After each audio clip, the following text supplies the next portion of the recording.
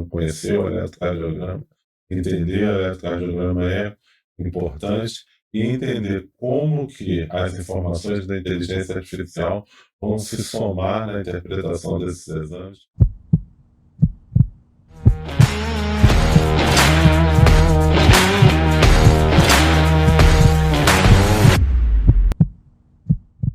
Olá pessoal, tudo bem? Estamos mais uma vez aqui no nosso Rehab CardioCast. Vou falar para vocês, quem não está seguindo a gente, quem não se inscreveu no canal, vá lá, se inscreve no canal, ativa o sininho. E se você gosta do nosso conteúdo, então convide o seu amigo, mande um link para o seu amigo que precisa escutar sobre a reabilitação cardíaca. Tá? Hoje eu trouxe uma pessoa especial para mim, especial porque nesses últimos 2, quase 3 anos, vem fazendo parte da minha vida, que eu tenho muita admiração, é o meu orientador de mestrado, Dr. Cláudio Tinoco.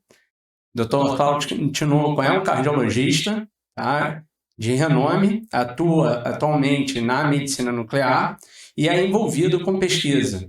E trouxe para falar um pouquinho sobre exames em cardiologia. E aí, professor, como é que tá? Tudo bem? Leonardo, olá a todos, é uma alegria estar aqui, parabéns de você por esse belíssimo podcast que você tem feito, tem sido um sucesso tão grande. Fico muito honrado, é um privilégio, né? Poder ter você como um aluno de mestrado, no mestrando, você está fazendo um projeto de pesquisa muito interessante, espero que a gente consiga falar um pouquinho sobre ele, né? Realmente, a termografia é uma nova área aí da imagem que eu não conhecia e que você trouxe, que parece que tem uma utilização diagnóstica, tem um caráter bastante interessante. Fico muito feliz de estar aqui e a gente poder falar um pouco sobre os exames, né? Exames complementares na cardiologia, que são cada vez mais úteis, mais frequentes, mas que deixam às vezes as pessoas até um pouco perdidas, né? Porque são tantas oportunidades, tanta diversidade de possibilidades que a gente precisa conhecer cada vez mais, entender onde que eles podem ajudar. Eu acho super importante que às vezes você pensa no exame, mas as pessoas se perdem na indicação daquele exame. Será que aquele exame é o melhor indicado para aquela hipótese diagnóstica? E dentro da cardiologia, você vê isso acontecendo muito, e pessoas saindo pedindo exame para ver um diagnóstico indo para outro. Então, para a gente começar, vamos começar no mais simples, né?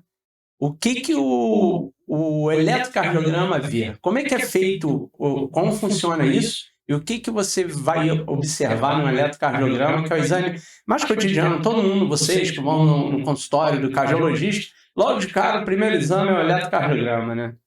Não, você está certíssimo, assim. Sempre que a gente vai abordar um paciente, né, seja na cardiologia, ou seja em outras áreas, o começo é conversar com o paciente, né, fazer uma boa história clínica, fazer um bom exame físico, né, avaliar a pressão, pulso, a temperatura, avaliar o padrão respiratório, botar o pulmão, fazer várias manobras, né? Mas dentro da cardiologia, assim, quase que unânime que o eletrocardiograma ele está já incorporado, na avaliação primária do paciente. Não, eu peço até desculpa. É fundamental na amnésia. Se você não conhece o paciente, você não sabe nem qual é o primeiro exame para a gente começar, não? Então, primeiro é coletar a história do paciente da maneira mais profunda possível. Sim, né? claro. E o eletro ele é quase um complemento desse exame clínico, né? A gente vê cada vez mais que o eletrocardiograma é muito útil, apesar de gente que achar é um exame antigo. Não, um exame bastante útil, tem muita informação e que ele permite o quê? O eletrocardiograma permite a avaliação da ativação elétrica do coração, né? Então, através da colocação de eletrodos, né? A gente coloca eletrodos e hoje isso já dá até, a gente pode até mencionar isso para ver um relógio, né? A inteligência, É, a tecnologia está que um smartwatch aí você consegue rodar uma derivação, né? você consegue fazer uma avaliação do eletrocardiograma. Hoje tem, né, desses smartwatches, é, os próprios celulares, né, conseguem ver também, até avaliar se o paciente tem uma arritmia, uma fibrilação atrial, com bastante precisão e acurácia. Mas o eletrocardiograma ele é muito útil, que permite, né, avaliar o ritmo cardíaco, permite ver se você está com um ritmo regular, está com um ritmo irregular, porque a gente consegue ver a ativação dos átrios, a ativação dos ventrículos, ver se essa ativação ela é feita de modo concadenado, enlaçado, ou seja, existe uma associação do átrio e o ventrículo, ou estão dissociados, que é o bloqueio átrio-ventricular, e permite ver o padrão de ativação ventricular. A ativação é normal, ou seja, a gente tem um bloqueio de ramo direito, um bloqueio de ramo esquerdo, a gente tem uma corrente de lesão, uma injúria, a gente consegue variar se tem hipertrofia do ventrículo esquerdo, ventrículo direito, uma sobrecarga do átrio.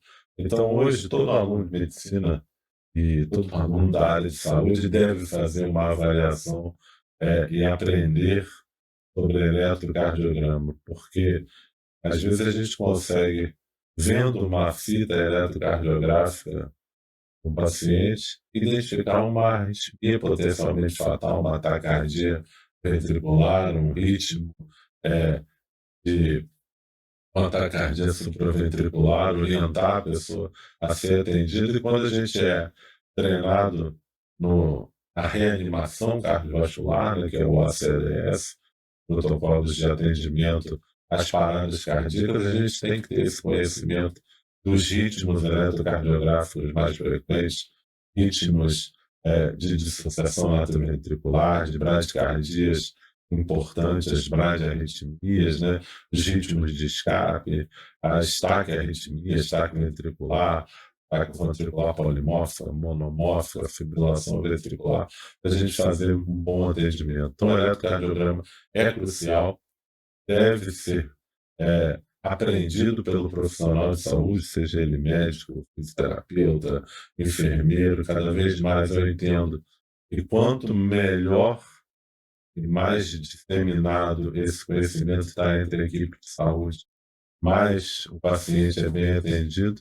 E a gente tem, como eletrocardiograma, um ponto de partida para uma série de outros exames. Um negócio importante que você falou aí, né? Porque você falou justamente do ACLS, a importância de você saber ler lógico, você não precisa saber interpretar um eletrocardiograma a fundo, mas as principais alterações que você tem que conhecer. E o fisioterapeuta, hoje em dia, ele também faz parte do ACLS, ele entra junto com o médico, com a enfermagem, com a enfermeira, né?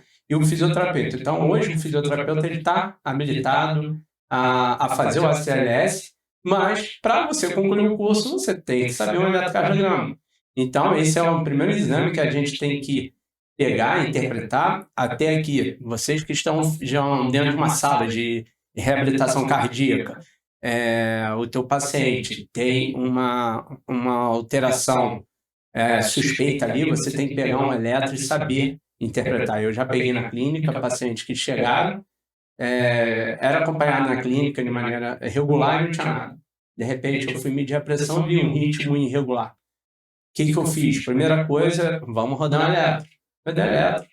Uma FA, uma fibrilação atrial. O que eu fiz? Encaminhei para a emergência do hospital, junto com o eletrocardiograma. Eu sou fisioterapeuta, eu não laudei o eletro, mas eu registrei e mandei junto. Quando chegou no hospital, estava sinusal. E aí era o quê? Intermitente. Mas estava com uma prova que tinha um eletro com fibrilação. Foi tratado, logicamente. Então é importante não só conhecer o exame, para que serve, e alguns exames tem que saber também realizar esses exames mais simples, que seria um eletrocardiograma, um técnico realiza para a gente poder encaminhar esse paciente, conduzir ele, fora toda a outra parte de eletrocardiograma ajuda aí no atendimento do dia a dia, né? Nossa, colocação importantíssima. E hoje, uma das áreas que está crescendo muito no eletrocardiograma é a inteligência artificial. Hoje você já tem aparelhos de eletrocardiograma muito frequentes que dão laudo, né, pela inteligência artificial e já está muito próximo do laudo de um especialista. Eu já tive a oportunidade no ano passado de ver lá na universidade, né, um paciente que tinha uma interpretação pela inteligência artificial superior à interpretação que foi dada por um outro colega do eletrocardiograma, mostrando que cada vez mais a gente vai ter uma assistência, né, chamado suporte computacional à assistência, para que a gente possa cuidar melhor dos pacientes. Então, conhecer o eletrocardiograma, entender o eletrocardiograma é importante e entender como que as informações da inteligência artificial vão se somar na interpretação desses exames para a gente gerar um melhor cuidado. Eu acho que não precisa ter medo, né? Que na verdade uma inteligência artificial nunca vai substituir um clínico, alguém que vai estar ali, porque a tomada de decisão, depois que você tem um diagnóstico, é do profissional. Até porque não existe só uma tomada de decisão, você tem que analisar tudo para saber se vai tomar decisão A, B ou C. Então, você que vai estar ali e o ser humano que vai ter que dizer isso. E não a inteligência artificial, faz A, faz B. Não. É que às vezes você tem algumas variações que precisa mudar. Isso daí, quem vai ter que analisar vai ter que ser a mente humana mesmo. Você está falando uma coisa fundamental e a gente tem que falar isso, seja para os profissionais que estão em atividades mais jovens, a decisão é tomada pelo profissional de saúde. Por mais que a inteligência artificial te forneça informações, a responsabilidade do que vai ser feito, né, e nem as empresas que vendem os dispositivos de inteligência artificial querem assumir essa responsabilidade de quem está na ponta fazendo o cuidado com o paciente. Então, você continua responsável, por isso que você tem que estudar, tem que entender e tem que entender também as limitações da própria inteligência artificial, né? E às vezes usando bancos de dados que não são adequados, que não têm uma diversidade de representatividade de pacientes e de informações, pode gerar decisões enviesadas e levar a mais decisões. Isso a gente nunca vai ser dispensado da tomada de decisão pelo profissional de saúde. Só continuando, eu vejo muita gente perdido na hora de falar sobre exame. Gente, falando profissional de saúde. O exame A, B ou C. Nós falamos do eletrocardiograma. E aí eu penso logo no Holter. O que é o Holter?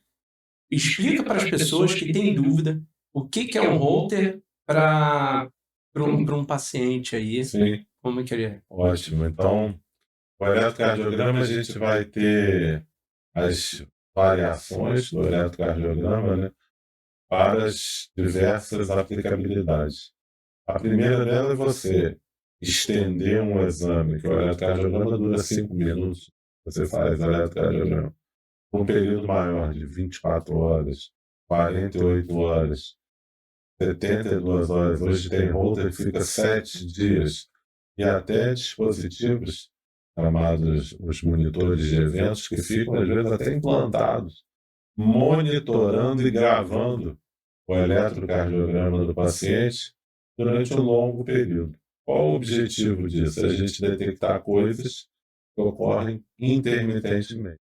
Então, o paciente fala assim, não, eu sinto uma palpitação, mas é só, sei lá, uma vez por dia, de 2 em 2 dias. Não chega em casa de noite para dormir. Uma vez por mês, ou então quando eu estou andando de bicicleta, ou então quando eu estou subindo lá a colina onde eu moro.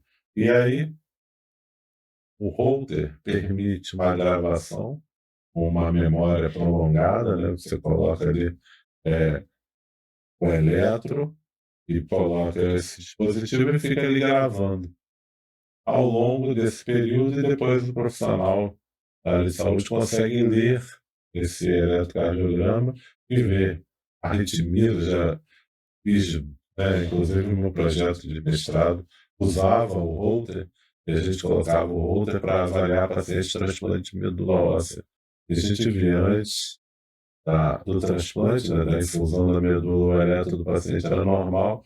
Quando você fazia a infusão da medula óssea, surgiam arritmias, alterações da variabilidade da frequência cardíaca, que são maneiras de você avaliar a ativação do sistema nervoso autônomo, o balanço entre o sistema simpático e parasimpático, que são sistemas que controlam várias funções do coração, da respiração, da atividade, da adrenalina no corpo, né? E aí você via as arritmias acontecendo de modo intermitente. Então, o Holter ajuda a gente a avaliar coisas que ocorrem intermitentemente e associar, às vezes, o sintoma que a pessoa tem com alguma alteração eletrocardiográfica. Então, tem um paciente que fala, não, chega uma hora que eu sinto, né, um cansaço intenso, ou então eu sinto que eu vou desmaiar. E aí você consegue correlacionar o desmaio, o cansaço, com alguma alteração, ou no ritmo cardíaco, ou com alguma alteração na própria ativação. Daí da importância do histórico que o paciente faz quando está com o Holter. Tem que anotar tudo, tem que anotar e às tudo. vezes o pessoal, é besteira, não, tem que anotar a hora e o que sentiu para poder ver se tem alguma relação com o coração, né? O Holter é crucial quando a gente quer investigar isso, palpitações, desmaios, sensação de dor no peito intermitente, cansaço. E aí o Holter pode dar essas informações e é fundamental, como você falou, que tem um bom histórico, uma boa anotação do que o paciente está sentindo. Vamos aprofundar um pouquinho mais o que é estudo eletrofisiológico. Que às vezes o pessoal não tem... tem um eletrocardiograma, tem o Holter, mas me mandaram para um estudo eletrofisiológico. O que é isso?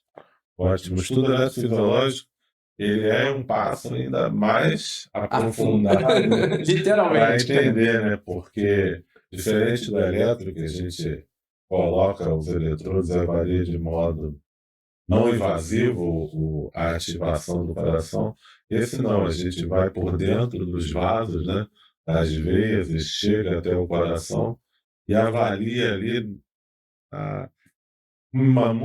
com a minúcia muito grande como é que é a ativação dessa parte do coração, do átrio para o ventrículo, da parte que conecta o átrio com o ventrículo. E o estudo eletrofisiológico é muito utilizado para pessoas que já têm arritmias definidas, né? Muito frequente para taquicardia por intranodal, taquicardia por via anômala, né? Que você já tem o objetivo não só de dar e confirmar o diagnóstico, mas também de fazer um tratamento. É muito frequente você fazer a ablação, ir lá e destruir uma área do coração que está causando aquela arritmia, e mais frequentemente, né, um crescimento muito grande, o estudo eletrofisiológico para fazer a ablação da fibrilação atrial, que é uma arritmia causada por uma completa anarquia na contratilidade, na ativação elétrica dos átrios, que faz com que o coração fique muito irregular no seu batimento e predispõe a derrame, né, porque cria coágulos e causa embolia para o cérebro nos acidentes vasculares cardioembólicos, e você vai lá e faz áreas de ablação no átrio, nas veias pulmonares, e consegue fazer com que o estímulo cardíaco fique novamente organizado, revertendo a fibrilação atrial e evitando que o paciente tenha esses AVCs, né? Também evitando que o paciente precise ficar anticoagulado, que aumenta em algumas pessoas o risco sensivelmente de sangramento. Além disso, o estudo eletrofisiológico é muito útil para as chamadas arritmias malignas, quando você precisa implantar um desfibrilador cardíaco. Pessoas que tiveram uma parada cardíaca, a gente chama de morte súbita abortada, né? Desmaiaram porque era um ataque cardíaco ventricular, precisaram ser reanimados, parada cardíaca, com massagem, com fibrilação. Muitos deles vão precisar receber um marca-passo que é capaz de dar um choque no coração e reverter essa arritmia, um dispositivo chamado desfibrilador ventricular implantável, né? Esse desfibrilador implantável, ele é feito um procedimento associado ao estudo eletrofisiológico. Então, o estudo eletrofisiológico é uma maneira invasiva da gente avaliar arritmias e, notadamente, também propor tratamentos e implantar dispositivos de marca-passo e de estudos eletrofisiológicos com os desfibriladores e a ablação por radiofrequência. E tem um especialista quer dizer, um subespecialista da cardiologia que cuida dessa área, né? Sim, é um eletrofisiologista. É um arritmista invasivo, né? Arritmólogo invasivo. Que vai para o centro cirúrgico, para a sala de hemodinâmica, faz esses procedimentos e que tem ganhado cada vez mais notoriedade, porque esses procedimentos têm sido muito úteis na cardiologia e uma das áreas que a gente se dedicou a pesquisar lá na Universidade Federal Fluminense, é uma parceria muito grande, inclusive internacional, é no ressincronizador cardíaco. O ressincronizador cardíaco é um marca-passo especial que consegue estimular o lado direito e o lado esquerdo do coração, e em pessoas que têm o bloqueio de ramo esquerdo, o coração fica muito desincrônico, né? Uma parte contrai, outra parte relaxa, ele consegue sincronizar e o coração atuar como um todo. Isso é implantado por um eletrofisiologista e através de exames, né, cardiograma, eletrocardiograma, o estudo eletrofisiológico, isso tudo é utilizado para adequar a implantação desses dispositivos. Com a medicina nuclear, a gente tem feito estudos para avaliar quais são os pacientes que têm mais benefício e quais são os locais em que os eletrodos devem ser implantados para um resultado ótimo. Muito legal, eu acho legal. Eu vou marcar um podcast aqui para a gente conversar sobre esses dispositivos, porque todo mundo acha que qualquer dispositivo implantado é um marca-passo. E não é assim, a gente tem um dispositivo implantado, pode ser um CDI, pode ser um ressincronizador, pode ser um marca-passo, e tudo isso vai interferir na maneira que eu vou conduzir esse paciente dentro da reabilitação cardíaca. Eu entendi. Então, nós vamos ter um episódio só disso para a gente conversar sobre esses dispositivos. Complementando, mais um exame que eu acho que é interessante falar, que as pessoas ficam perdidas, sobre mapa. Eu só acho que mapa é um mapa. Vou fazer um mapa. Na verdade, mapa é uma abreviação, né? Uma sigla, né? Abreviação, na verdade, é uma sigla, né? Sim, é a monitoração ambulatorial da pressão arterial. É como se fosse um holter, né? Um drama é que o holter, você bate uma foto do eletrocardiograma ali naquele momento, né? Enquanto no holter é um filme, né? Então o eletro, quando vira um filme, é um holter, né? São horas e horas. O mapa é a mesma coisa, você mede a pressão no consultório, é uma medida que é uma foto, né? Aquele momento. Mas o mapa, ele permite avaliar a pressão através de um aparelho que automaticamente insufla, mede a pressão e guarda na memória a medida da pressão arterial durante o período das 24 horas, né? O mapa, ele é muito útil porque a gente consegue ver a pressão arterial em vários momentos, Inclusive dormindo, e avaliar a queda noturna da pressão arterial, que é tão importante e que em alguns pacientes com hipertensão, os primeiros achados é a perda da queda noturna da pressão arterial, que é uma coisa fisiológica, né, a vasodilatação que ocorre durante a noite, e quando não acontece, isso sobrecarrega ainda mais o sistema cardiovascular, aumentando a lesão dos órgãos-alvos, né, aumentando a chance de ter mais lesões coronárias, mais hipertrofia do ventrículo esquerdo, mais lesão da função renal. Então, então, é uma maneira de você avaliar e avaliar a efetividade do tratamento. A monitoração ambulatorial da pressão arterial também é muito interessante, porque ela permite que você dê o diagnóstico da hipertensão do jaleco branco, ou seja, pessoas que têm uma resposta exagerada de ansiedade, de carga adrenérgica, que faz com que a pessoa tem uma pressão alta quando está na presença do profissional da saúde, mas que depois em casa tem a pressão completamente normal, né? E aí a gente tem dados, né, entre 20 a 30% das pessoas podem ter esse tipo de comportamento da pressão arterial e você adequar o tratamento da melhor maneira possível. Hoje a gente sabe que mesmo as pessoas que têm esse comportamento, né, da pressão só subir nesses momentos, isso também está associado com um prognóstico de mais chance delas terem pressão alta a longo prazo.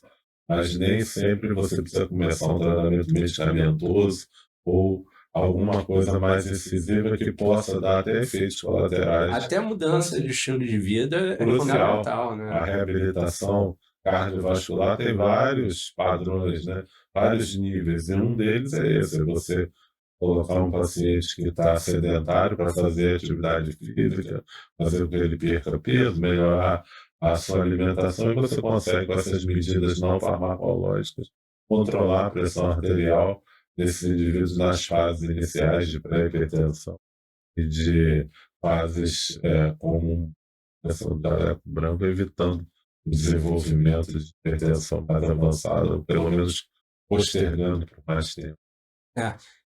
Eu vou tentar, assim, no repertório, na minha cabeça, lembrar dos exames, mas você me ajuda um pouquinho. Acho que na sequência agora é o teste ergométrico, né? Porque é um outro exame que usa o eletrocardiograma, né? Isso, e o teste ergométrico, eu posso até dividir assim, né? O teste ergométrico e ergospirométrico. Vamos falar por parte um, depois o outro, e aí eu complemento que o exame que o pessoal confunde o nome do ergospirométrico com espirometria, que são completamente diferentes, e eu recebo muitas vezes na clínica me ligando, perguntando, vocês têm ergospirometria aí? Aí quando vem o pedido, está escrito espirometria. Eu falei, não, esse é outro exame, então não vamos confundir. Mas um teste ergométrico, há muito tempo atrás, era o que a gente tinha até para auxiliar na nossa prescrição da reabilitação cardíaca, né? Seria o mais basal ali, a gente usar um teste. Como que esse teste é realizado? Então, o teste ergométrico, também conhecido como teste de esforço, né?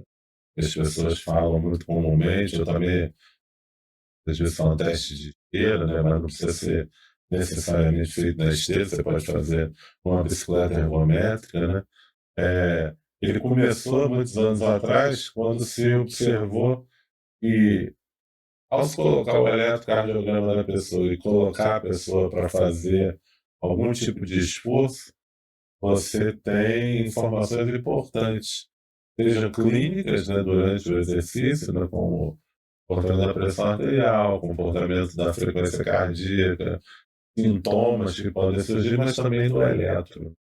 Então, o primeiro teste ergométrico feito era um teste, uma escadinha, né? A pessoa subir, descer. Essa foi a primeira versão do teste ergométrico e depois foi se evoluindo. E hoje a forma que é mais empregada usa uma esteira ergométrica, em que você vai progressivamente aumentando a velocidade, aumentando a inclinação, causando um esforço maior, isso dentro de protocolos, né?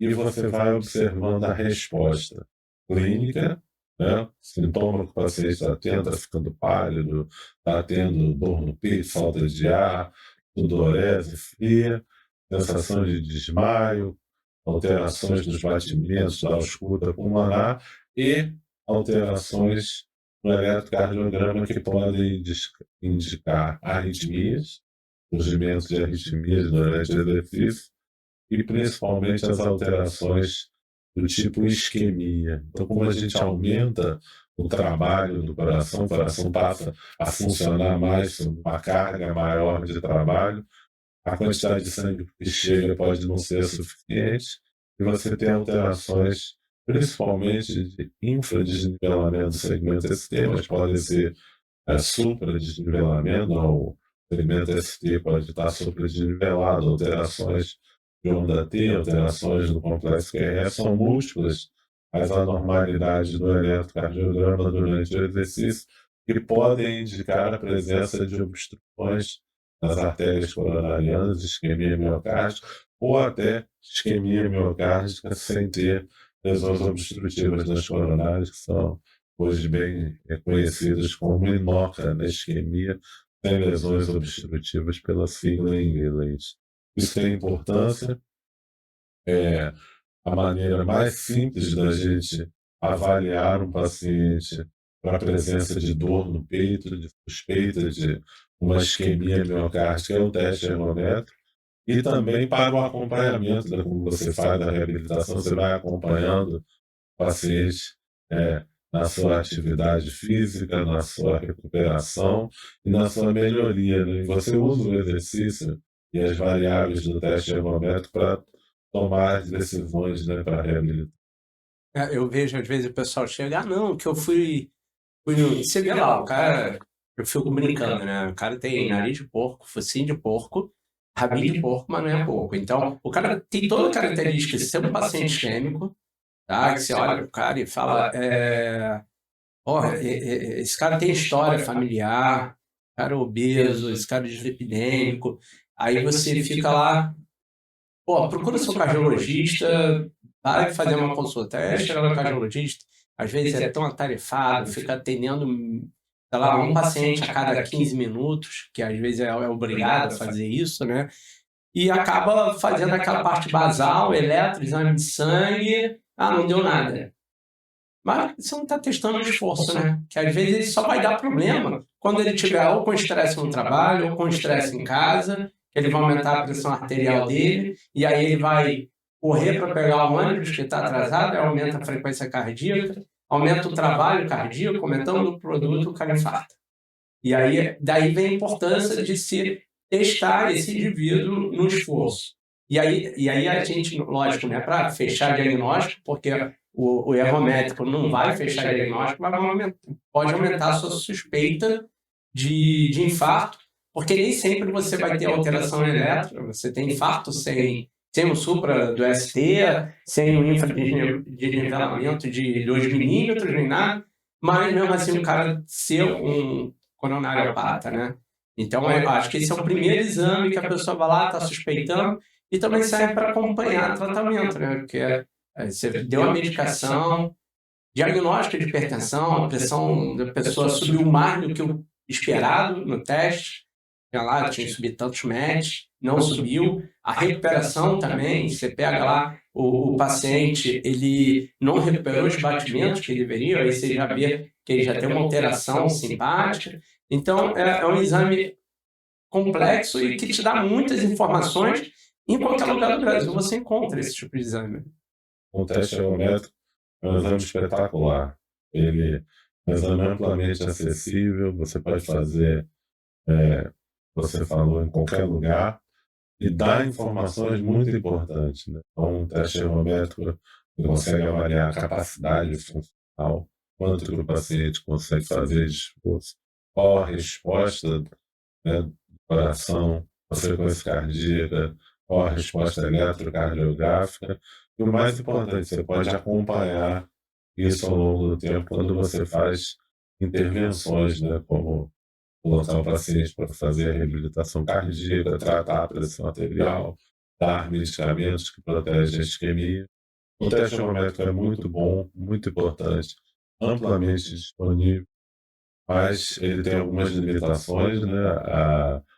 Muitas pessoas não podem fazer teste ergométrico porque tem limitações físicas, tem artrose, tem passado de problemas nas artérias, nos membros inferiores, claudicação, tem incoordenação motora, tiveram AVC, às vezes tem pouca motivação ou baixa capacidade funcional para andar. Então, hoje, a gente usa o teste ergométrico muito numa população de mais baixo risco. Quem consegue correr subindo a esteira, ela tem um risco cardiovascular menor do que quem não consegue correr, tem DPOC, né, tem bronquite, enfisema, doença renal, AVC, são pessoas que têm mais risco de ter problema cardíaco, não conseguem fazer o teste ergométrico, e a gente lança a mão de exames de imagem, né, para avaliação da doença cardíaca. Mas eu queria falar um pouquinho antes do teste cardiopulmonar, né, da ergospirometria, que você falou, que eu acho excepcional. É um exame que você alia a clínica do paciente, os sintomas do paciente, o eletrocardiograma do paciente com a análise dos gases metabólica. Respiratórios, né? A gente tem a mensuração do oxigênio e do CO2, né? E da ventilação. Da ventilação. E aí você consegue fazer um diagnóstico completo, avaliar a alça, o limiar, né, de acidose do paciente, consegue avaliar a resposta dele, limiar anaeróbico, e com isso você consegue avaliar, principalmente atletas, de modo muito profissional, consegue prescrever exercício, consegue avaliar pessoas que têm doença cardíaca avançada, doença cardíaca, consegue avaliar pacientes com critério para fila de transplante, consegue avaliar a resposta a tratamentos intensivos do coração. Às vezes a gente usa para acompanhar a imunossupressão, a resposta de miocardite, enfim. O teste cardiopulmonar é um teste muito importante, bastante utilizado na medicina do exercício, né, para acompanhamento de atletas de alta performance, e que eles, feitos de modo adequado, geram uma quantidade de informações que é muito grande, né? Eu vi até um dos projetos lá que eu vi na universidade era criar um aplicativo e integrasse todas as informações do teste cardiopulmonar para facilitar a compreensão. Porque é tanto dado que a gente é como se você olhasse para um painel do avião. Na verdade, ele é um ergométrico mais completo. Que você, mais, né? Além de ter a esteira e o eletro, ou a bicicleta eletro, ou um remo e um eletro, você tem um analisador metabólico que vai te dar quanto que teu organismo está consumindo de oxigênio, quanto está produzindo de CO2 e como é que está a sua ventilação do ar que entra e sai do pulmão, se está adequado ou não. E realmente é isso. Se você for aprofundar, cada vez é mais dados, e você refinar esses dados para num paciente com uma insuficiência cardíaca, a gente estratificar o prognóstico desse paciente, a gravidade desse paciente, com uma ergospirometria e usar para prescrever, porque ali na ergospirometria nós vamos encontrar o primeiro limiar, o limiar anaeróbico, e normalmente a gente prescreve exercício e a reabilitação em cima desse limiar. Nós vamos ter o segundo limiar, que pode ser um limiar ventilatório, e você depois tem o VO2 de pico, tá?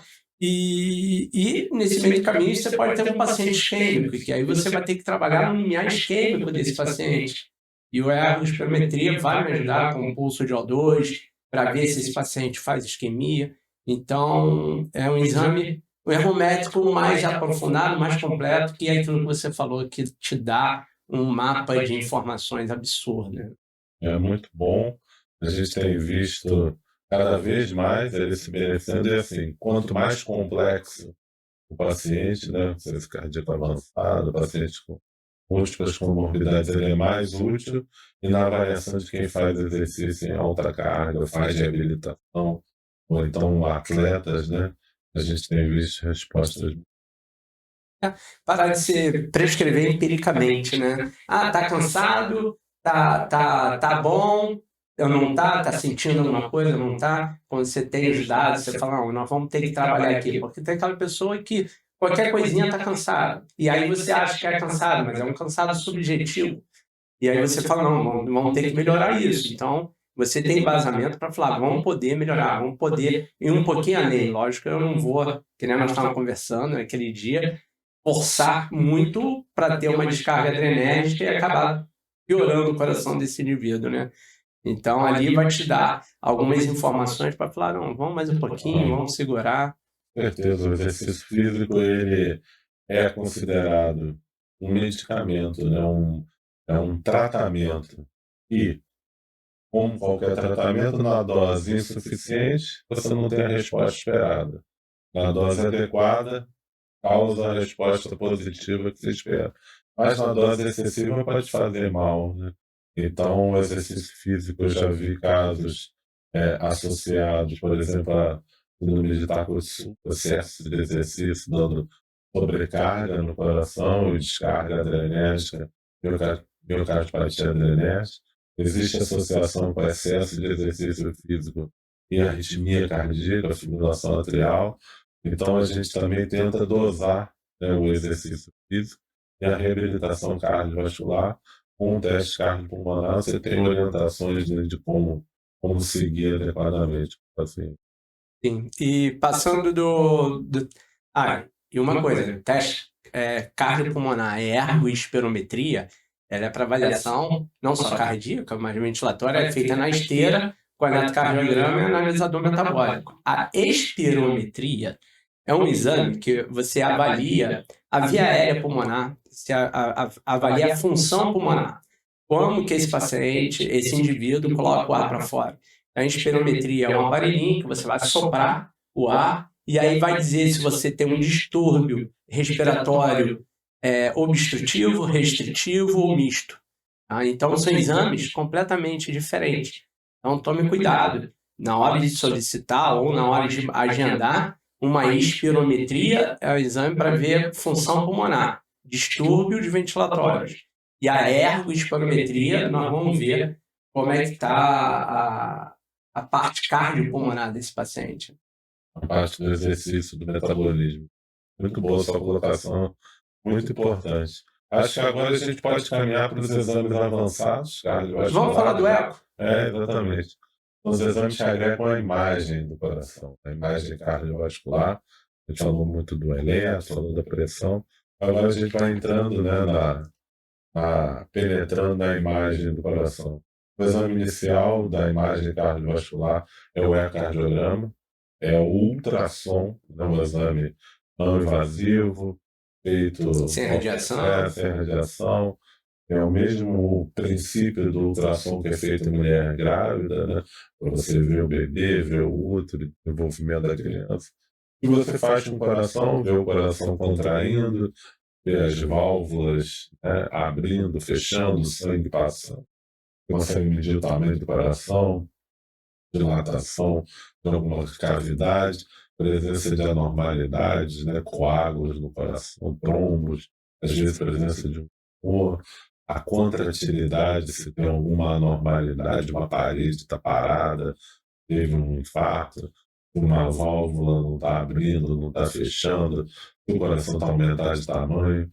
Em crianças, às vezes, você consegue ver anormalidades congênitas, né, alterações na forma e na função do coração, que estão associadas, às vezes, até a alterações cromossomiais, né, a presença da tetralogia de Fallot, a presença da comunicação interventricular, o CIV, a comunicação interatrial, o CIA, são as mais comuns cardiopatias congênitas. O cardiograma ele é muito bom para ser feito, ele consegue esse diagnóstico, e quando a gente alia ecocardiograma com o teste ergométrico, você tem um eco de esforço. É uma maneira de você, olhando para o coração, ver o comportamento do coração, das válvulas e principalmente da parede do coração. Se tem uma área de isquemia, você tem uma anormalidade da contratilidade. A isquemia causa uma parede de contraimento. Então o eco eu vou acabar vendo mais estrutura. Estrutural e função, né? E função. Tem bastante função. E você vai ver direto lá, as pessoas da parede conseguem medir a fração de ejeção, né? O eco é um exame espetacular. Hoje você tem o eco hemodinâmico, em que você consegue avaliar a estenose aórtica, calcular o gradiente de pressão por uma válvula que está fechada, quanto a pressão ela tem que ser aumentada para o sangue passar por aquela válvula, calcular a presença de insuficiência cardíaca, de hipertensão pulmonar, calcular a pressão da artéria pulmonar, calcular a pressão venosa central, calcular várias medidas, né, o tamanho do orifício, calcular o impacto que aquilo está causando na vida da pessoa e tomar muitas decisões com relação à necessidade de medicamentos, a necessidade de procedimentos, às vezes cirúrgicos, de intervenções para abrir uma válvula, para fechar o orifício que está aberto normalmente. Então, o ecocardiograma é um exame hoje extremamente importante, muito utilizado, e pode ser feito com esse ultrassom que a gente faz no tórax, né, uma eco transtorácica, ou através de uma endoscopia, que o paciente sofre uma sedação leve, e você passa com uma sonda de ultrassom pelo esôfago, pegando o esôfago e o estômago do paciente, faz cortes, é o chamado eco transesofágico, que é muito útil, porque foge da presença do ar do pulmão, então permite que a gente avalie notadamente o átrio esquerdo, que é sede de muitos coágulos e trombos que podem causar AVC no paciente, a avaliação da válvula mitral, a avaliação da válvula aórtica, também tem várias vantagens que o ecocardiograma transesofágico traz e que continua como um exame não invasivo, né? Entrar dentro de uma estrutura que não seja um orifício natural, que é a boca, a cavidade oral e o esôfago. Então, o eco ele é um exame hoje muito importante, muito comum e bom. O eco já está aí há muito tempo e ultimamente eu tenho escutado muito eco estranho.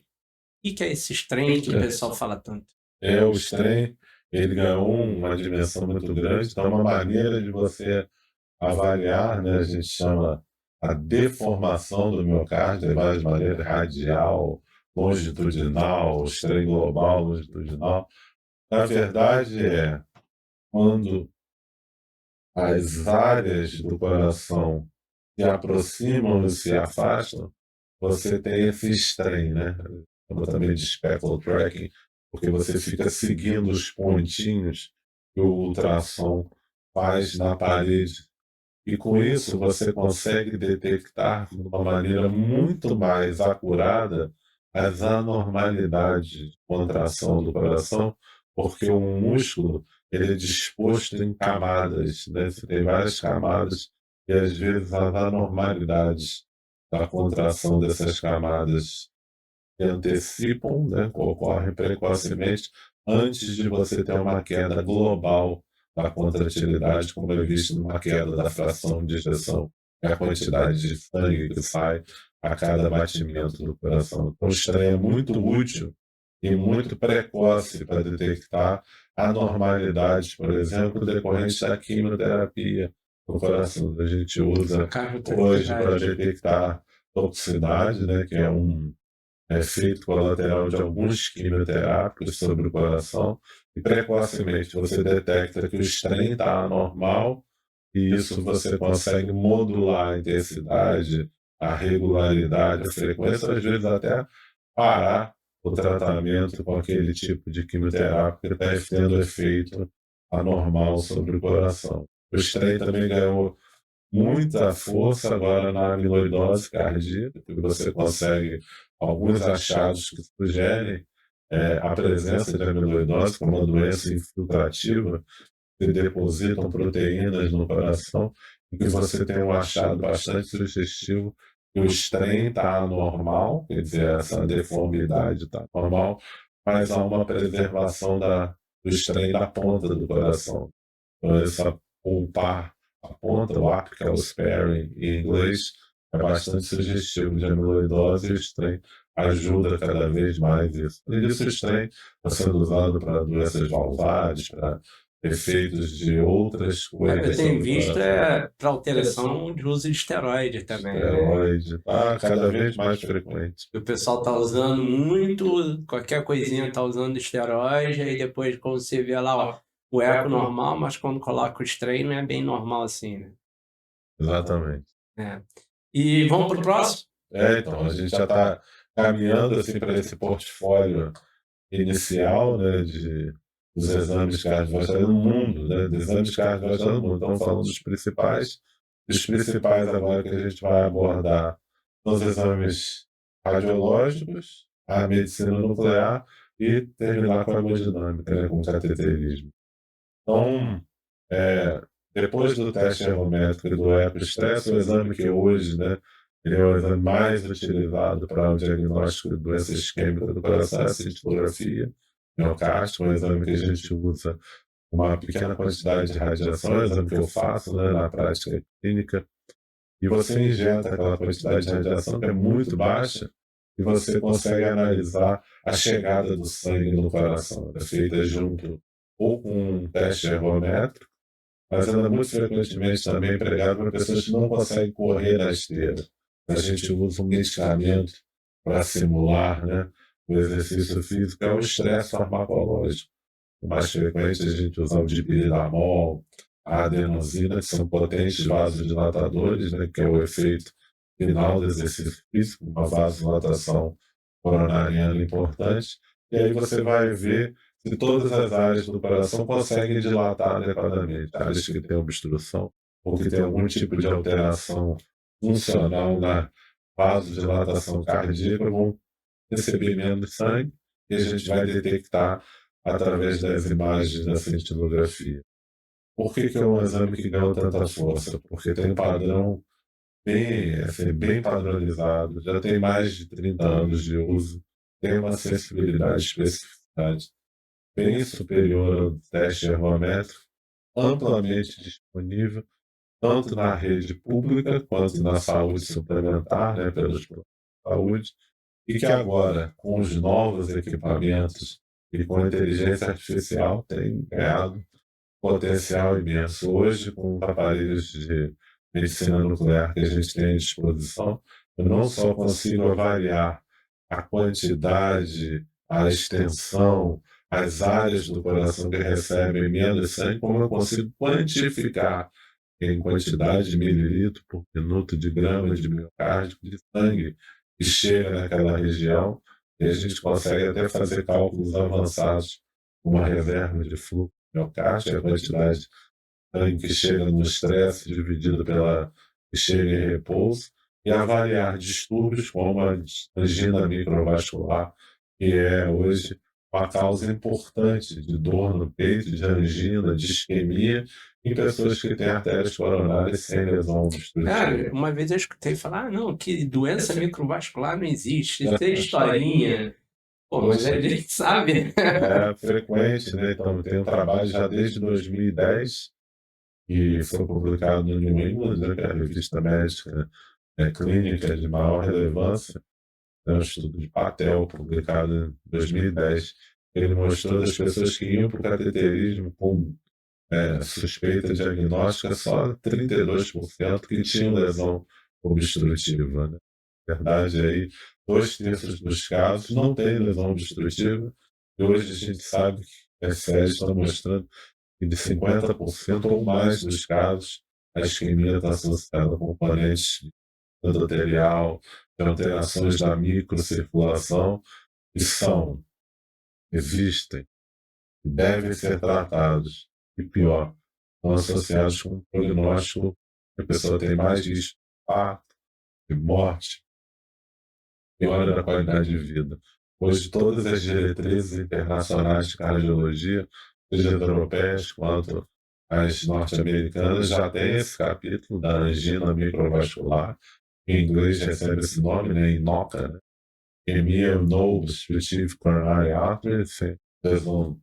Tem noca ou minoca? Tem os dois. Minoca é o infarto, tem lesão obstrutiva. Mas o inoca é essa angina que a pessoa tem quando faz esforço, acomete mais mulheres, mas não é só as mulheres, e que está associado a uma agregação de fatores de risco, né, geralmente diabetes, hipertensão, a menopausa, a dislipidemia, e que a gente deve combater com um tratamento clínico vigoroso de fatores de risco e reabilitação cardiovascular. É o centro, né? Fazer atividade física, reabilitar a pessoa, melhora muito a qualidade de vida e tem que estar na cesta dos tratamentos que o cardiologista, que o clínico deve aplicar, e a parceria aí com o terapeuta, com o profissional que atua com a atividade física, para a gente poder reabilitar esse paciente adequadamente e ele melhorar os sintomas dele, que são muito limitantes e atrapalham muito. Só colocando aqui que a cintilografia é realizada em 2 etapas, né?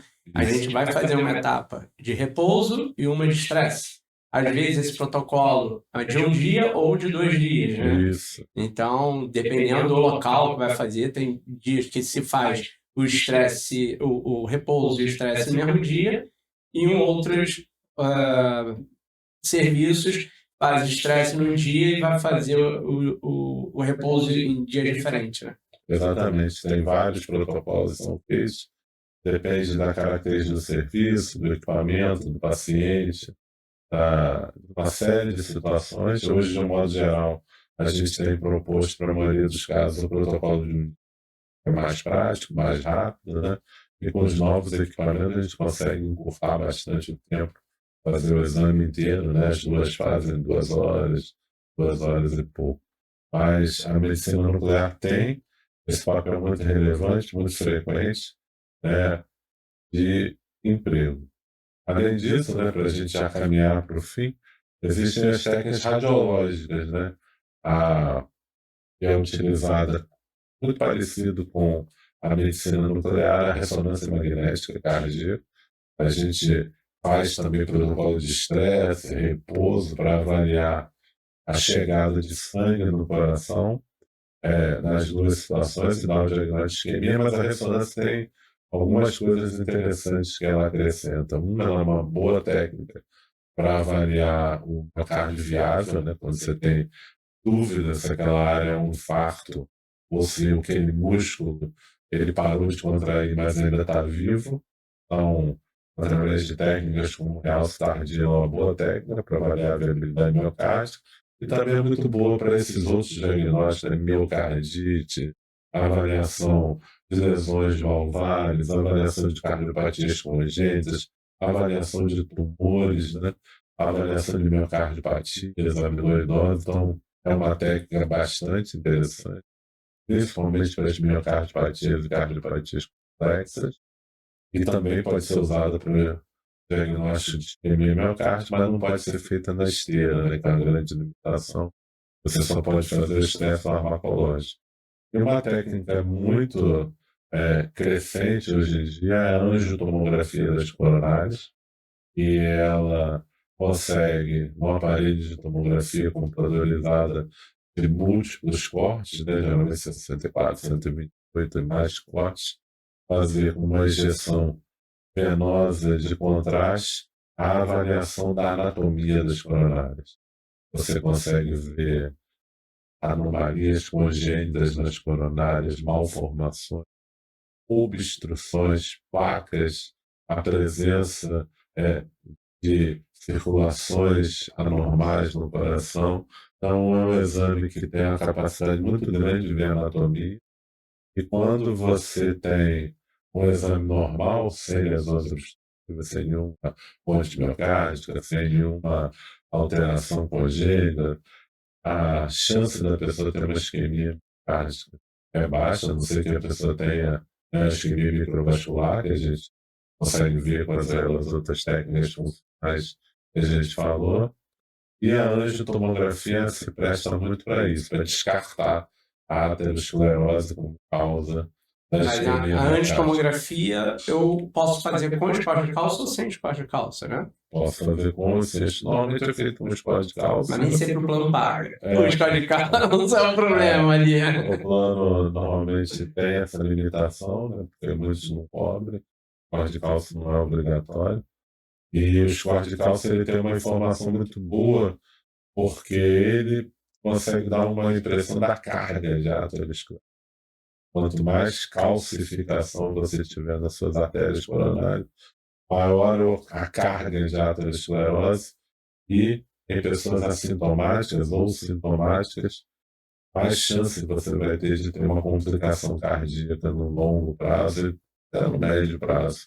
Por isso, essas pessoas que têm um corte de cálcio alto, né, acima de 100, notadamente acima de 400, tem que ter um tratamento intensivo, remédios para diminuir o colesterol, reabilitação cardíaca, controlar a glicose, hemoglobina glicada controlada, parar de fumar imediatamente, controlar a pressão arterial, porque isso é crucial. O score de cálcio aumentado, ele indica que você já tem aterosclerose, precisa cuidar muito para que isso não se transforme num infarto ou uma morte súbita, né, que você possa ter. Então, é um exame que a gente usa principalmente para pessoas assintomáticas, porque ele ajuda a estratificar o risco cardiovascular.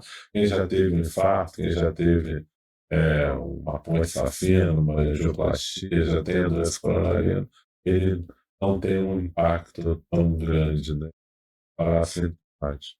E a angiotomografia, ela ajuda no, na questão de ver a anatomia coronariana, mas o padrão ouro ainda é a coronariografia, né? O cateterismo que a gente deixou para o final, pela maior complexidade que ele tem, um exame invasivo, a pessoa precisa ou puncionar a artéria radial, ou a braquial, ou a artéria femoral, entra com um catéter, vai até o coração e injeta o contraste dentro das artérias coronárias, dentro das cavidades do coração, e ele tem uma resolução espacial muito boa, consegue definir bem a presença das lesões coronarianas, e ele hoje é muito um exame já como para tratamento, né? Porque Você pode aproveitar na mesma hora de fazer exame já fazer a já intervenção. define e faz as angioplastias, que é você abrir com um balão e com a colocação de uma prótese, né, que é o stent, as obstruções coronarianas, e também no cateterismo, hoje cada vez mais se trata das obstruções das válvulas cardíacas, né, notadamente a válvula aórtica, através dessa prótese, né, é o TAV, né, que é o Transcutâneo Aortic Valve Implantation, que você coloca numa prótese e abre uma estenose da válvula aórtica, ou da válvula mitral, que você pode fazer tanto uma dilatação, o balão da válvula mitral, a valvoplastia da válvula mitral para tratar a estenose mitral, ou também agora você tratar a insuficiência mitral grave através de dispositivos como o MitraClip, que fecha esse.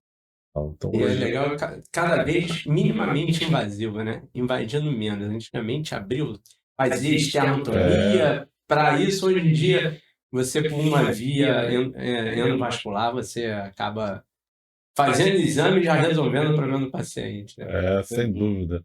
Os exames cardiovasculares são assim encantadores. Eu trabalho na área de medicina nuclear também. Utilizo, além da cintilografia, o PET, né, que é a tomografia para emissão de pósitrons, que usa a glicose marcada com flúor para dar diagnóstico de inflamação, de miocardite, de endocardite, com inflamações ou infecções do coração, e que hoje ganhou um crescimento muito grande pelas novidades que a gente vê aí, principalmente na avaliação da endocardite infecciosa, e fora do Brasil, com radiotraçadores para avaliar a perfusão miocárdica. O que a gente pode dizer é que hoje a área que cresce da imagem cardiovascular é imensa, e com, né, voltando ao que a gente conversou no começo, a adição da inteligência artificial, cada vez mais a gente vai gerar informações que vão dar suporte a boas tomadas de decisão para a vida dos pacientes e para poder fazer com que os pacientes se beneficiem cada vez mais desses procedimentos. Nós estamos chegando ao final do nosso episódio e eu sempre peço, primeiro, agradecer esse seu tempo de disponibilizar, esse tempo da gente estar gravando esse podcast. E como é que o pessoal te acha nas redes sociais? Muito obrigado, eu agradeço, estou muito feliz de estar aqui. Foi realmente uma possibilidade de falar muita coisa, né? A parte de exames complementares é uma parte muito grande, cada um desses exames dá para fazer um podcast. Quem quiser me encontrar, pode me encontrar no LinkedIn, é fácil de me encontrar, o Cláudio Tinoco Mesquita. Pode me encontrar também no Instagram, também, o meu perfil é @Cláudio Tinoco Mesquita. Também pode me procurar no Twitter, é @Cetinoco-Mesquita. E também pode procurar o laboratório que eu coordeno. Ele também está no LinkedIn, Laboratório de Impressão 3D e Fabricação Digital. Ele tem esse nome em inglês, né? Health Science Education Lab. Estou colocando isso tanto no Instagram quanto no LinkedIn, né? Vai encontrar lá o perfil, a gente fala sobre os exames cardiovasculares, fala bastante sobre inteligência artificial, fala sobre o que a gente entende que é a saúde agora no século. E também estão à disposição para as dúvidas, perguntas, né? A gente entende que hoje, quanto mais o profissional de saúde e a população leiga souberem sobre saúde, seus exames, melhores são os resultados e os desfechos da saúde. Parabenizo você pela iniciativa de fazer isso, ver se se desdobra, se transforma para fazer tanta coisa, mas pode ter certeza que o impacto é muito grande. Parabéns. E eu sempre peço para você deixar uma mensagem para o pessoal que está aí, que está iniciando na área de cardiologia e em diversas áreas da saúde, mas quem está começando ou quem já está há muito tempo na cardiologia, qual é a palavra que você deixa aí para o pessoal? Bom, eu vou falar uma coisa que eu vi recentemente numa aula da internet, que eu acho e acredito muito nisso, né? Um professor falar assim, estudar muda a vida. Eu acredito muito nisso. Acredito que sem estudo a gente não consegue, enquanto profissional de saúde, fazer o melhor pelos pacientes. E a educação não é aquela só daquele período que a gente faz na faculdade, o curso, ou a pós-graduação, ou a residência, né? É uma educação permanente, a vida inteira a gente... O Dr. Ivor Benjamin, presidente do American Heart Association, teve a oportunidade uma vez de conversar com ele, e ele falou assim para mim: Cláudio, sempre teremos estudantes de medicina, sempre, porque mesmo você estando com 20, 30 anos de formado, a cada dia sai novo tratamento, novo diagnóstico, a nova possibilidade, sempre você vai ter que estar estudando, senão você não vai estar oferecendo o melhor para as pessoas. E oportunidades como essa, né, do podcast, permite que a gente aborde temas que de repente pode ser um estalo para alguém querer aprender mais, estudar mais. Então, estudar é uma coisa que ajuda muito a gente a fazer um bom resultado na vida das pessoas. E uma das melhores maneiras de a gente estudar hoje é vendo vídeos, vendo... Então, o podcast atende muito isso. Parabéns. É aquela história, né? Se você acha que educação é caro, não queira saber o preço da ignorância. Muito bom, muito bom. É isso aí. Se você gostou desse episódio, curte aí e mande para os seus colegas que estão precisando ouvir um pouquinho mais. Obrigado, até a próxima. Tchau.